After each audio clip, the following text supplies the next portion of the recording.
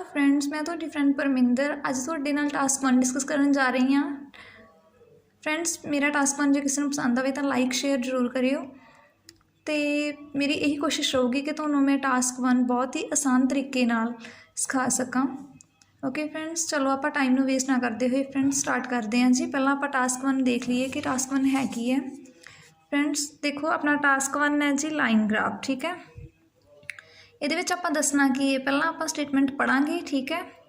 Statement की है, the graph below shows the unemployment rates in the US and Japan between March 1993 and 1999। कहते ये graph की show करता पाया अनएम्प्लॉयमेंट रेट्स शो कर रहे हैं USA तो जापान के 1993 मार्च तो लैके मार्च 1999 तक के, ठीक है। हुण फ्रेंड्स ये आप अनएम्प्लॉयमेंट बेरोज़गारी है ना, बेरोज़गारी दसनी है। नीचे आप चलते हैं जी, ग्राफ विच देख लवो कि बेरोज़गारी विच टाइम दिता गया है 1993 तो लैके 1999 तक, ठीक है फ्रेंड्स। तो सब तो पहला आप नज़र यह मारनी है कि दिता की होया, नंबर्स दिते आ, परसेंटेज दिता जां की दिता है। सो फ्रेंड्स आ देखो साइड पर लिखा होया है परसेंटेज ऑफ वर्कफोर्स कि इन्ने परसेंटेज जिहड़े उन्हां दे पीपल सीगे वो अनएम्प्लॉयड सी, ठीक है, USA ते जापान विच। फ्रेंड्स ये चार्ट नूं लिखण दे दो तरीके है कि तुसी पहला एक पैराग्राफ च जापान की गल कर लो, दूसरे पैराग्राफ विच USA की गल कर लो, जां फिर कंपैरिजन करके USA ते जापान की इक्को ईयर च गल करके फिर नैक्सट ईयर वाल तुर पवो। पर सब तो बेस्ट तरीका यही है कि एक पैराग्राफ च एक कंट्री की गल की जाए तो दूसरे पैराग्राफ विच दूसरी कंट्री की गल की जाए। फ्रेंड्स तो ये जिहड़ा पैराग्राफ है देखो ईयर्स के अकॉर्डिंग है, आप ईयर्स के अकॉर्डिंग दसना है तो ये इनक्रीज डिक्रीज इनक्लाइन डिक्लाइन वाला होगा, मोर हायर दैन वाला नहीं होगा कि आ वाली कंट्री विच इन्ना सी फिर वो वध गया फिर घट गया फिर वध गया फिर घट गया, इदां, ठीक है फ्रेंड्स। सो हुण सब तो पहला आपां इहदियां एग्जाम्पल्स करांगे कि आपां एक लाइन नूं किन्ने तरीके नाल लिख सकते हैं, ठीक है फ्रेंड्स। सब तो पहला आपां करदे हां कि आपां उहनूं रीस्टेट किद्दां करना है, जिहड़ी दी graph below shows the unemployment rates नूं आपां रीस्टेट किद्दां करना है, अपनी लैंग्वेज विच लिखना है, ठीक है फ्रेंड्स। सो तुहानूं पता लग ही गया होगा ईयर्स तो ये हैगा सारा पास्ट विच है। सो आपां सिंपल पास्ट फॉर्म ही यूज़ करनी है, जां आपां किते सिंपल सॉरी यूज़ कर सकते हैं पास्ट इंडेफिनिट, जां कर सकते हैं पास्ट पैसिव फॉर्म, तो जां फिर आपां कर सकते हैं स्टेट फॉर्म ऑफ पास्ट, ठीक है फ्रेंड्स। सो चलो आपां करते हैं। सब तो पहला आपां शुरू करते हैं द गिवन लाइन ग्राफ दिता होया तो लाइन ग्राफ लिखांगे आपां। The given line graph manifest की दिती है, परसेंटेज दिती है, आप प्रपोर्शन भी कह सकते हैं। Manifest the proportion of unemployed individuals in different two countries USA and Japan from March 1993 to March 1999। देखो फ्रेंड्स उत्थे उन्होंने अनएम्प्लॉयमेंट रेट्स दिते सीगे, आपां इत्थे की दसांगे कि असीं परसेंटेज दसनी है, प्रपोर्शन दसनी है उन्होंने लोगों की जिहड़े अनएम्प्लॉयड सीगे कित्थे डिफरेंट टू कंट्रीज, बाद कंट्रीज के नाम दसते उन्होंने दस्सिया सी बिटवीन, आपां उत्थे की यूज़ कर लिया फ्रॉम, ठीक है।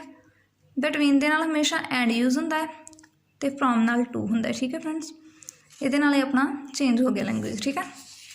फिर आप स्टार्ट करांगे it can be seen that from the chart that it can be seen from the chart that कि ये देखा जा सकता चार्ट विच कि इन मार्च 1993 सब तो पहला आप टाइम दस दिता कि इस time which 2.5% people were unemployed in Japan.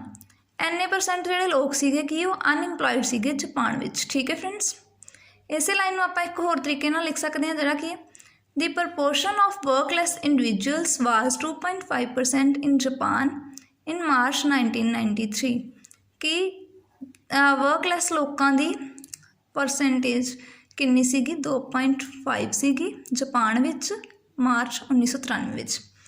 एक होर तरीका है जी, there were 2.5% persons who did not have any work in Japan in March 1993।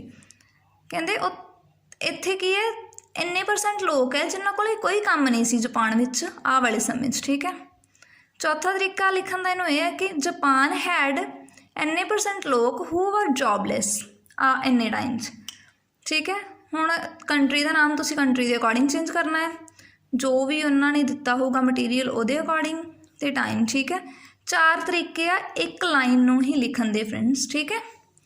सो तुसीं एक तरीका यूज़ करके दैन होर कोई लाइन यूज़ करके फिर दूसरा तरीका यूज़ कर जिन्नियां तुसीं वेरिएशनस लेके आओगे ना अपने टास्क 1 विच, उन्ने तुहाडे बैंड इनक्रीज़ होणगे कि तुहानूं किन्ने टाइप दा ग्रामैटिकल लाइनस पता है, तुसीं किन्ने टाइप दी ग्रामर यूज़ कर रहे हो अपने टास्क विच। ओके फ्रेंड्स, सो हुण आपां आ वेखो ये आपां तां लिखता 1993 दा कि 1993 विच इन्ने लोग सीगे जिहड़े जॉबलैस सीगे, है ना।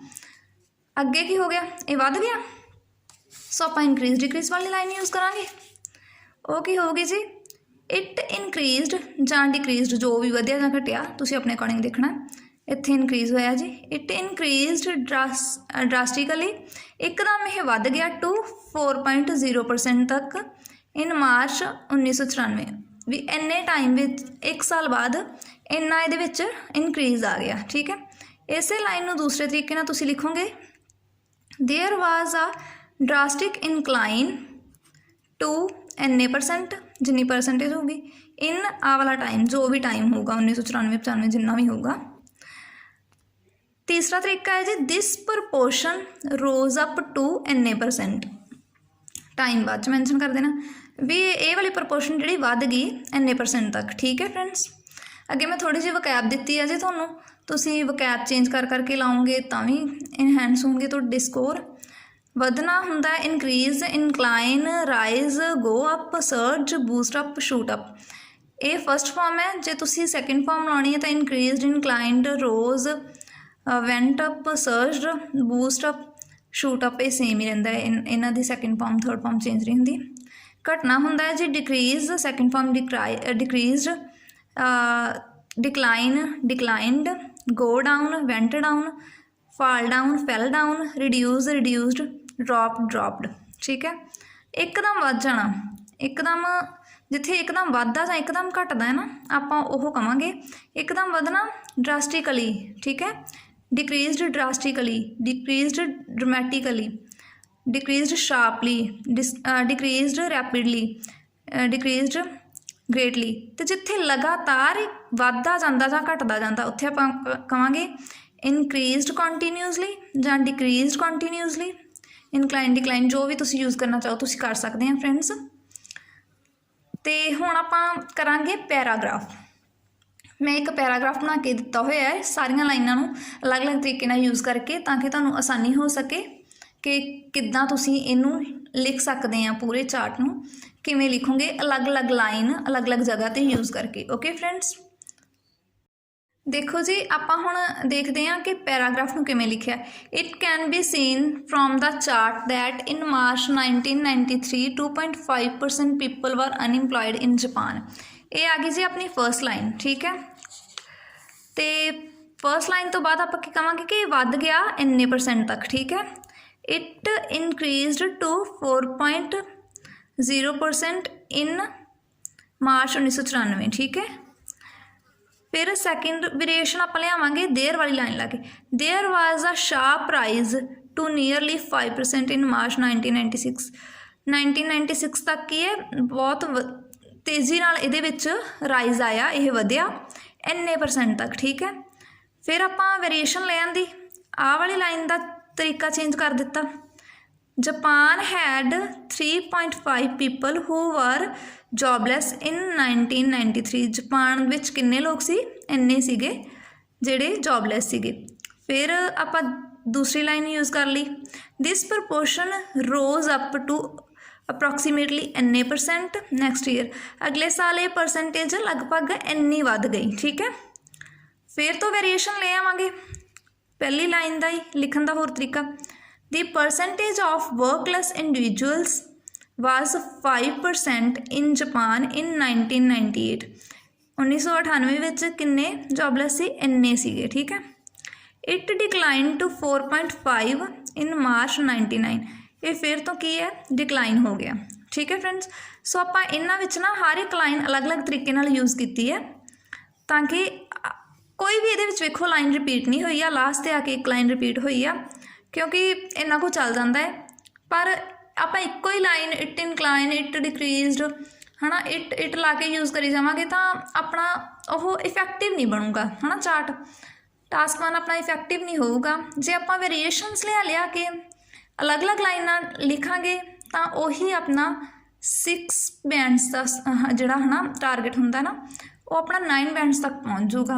तो मैं श्योर हाँ कि 9 नहीं तो मेरा ये जिहड़ा टास्क है ना 8 बैंड्स पक्का लियाऊगा थोड़े जे तुहानूं लाइन ग्राफ आउंदा है तां ठीक है फ्रेंड्स। इनक्रीज डिक्रीज या ए ग्रैमर सिर्फ लाइन ग्राफ च यूज़ नहीं होनी, ए बार ग्राफ विच भी यूज़ हो सकती है ठीक है, टेबल विच भी यूज़ हो सकती है इनक्रीज डिक्रीज।